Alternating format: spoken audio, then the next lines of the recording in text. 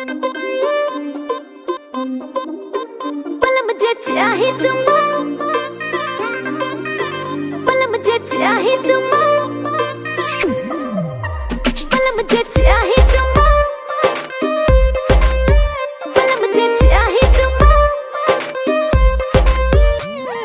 तुम बोली थी छोड़ तो मैंने पीना छोड़ा खंभा, पास में आओ मूड बनाओ दे दो रानी एक चुम्मा।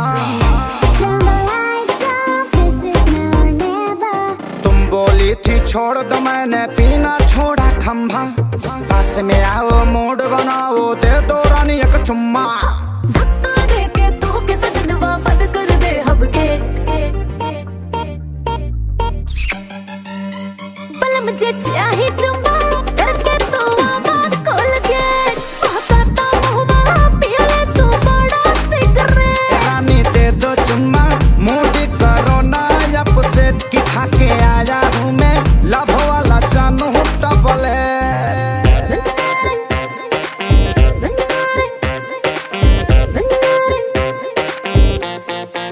चल हट।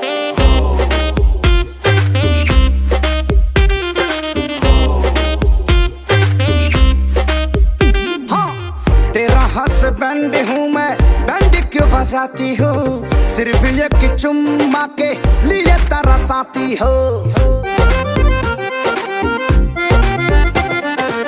बात मोर मान राजा छोड़ दो तू नशा, तब कोनो चीज के हमसे करी हत आशा।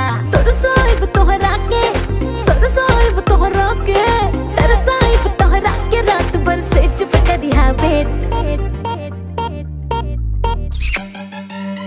पल मुझे चाहे चुम्मा करके तू आवाज खोल के, महकाता महुआ पिया ले तू बड़ा सिगरेट। हम कहा दे दो चुम्मा मूड करो ना अपसेट की खा के आया हूँ मैं लव करे वाला डबल है।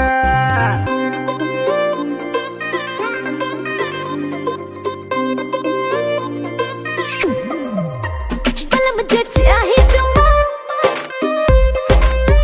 पल मुझे चाहे चुम्मा।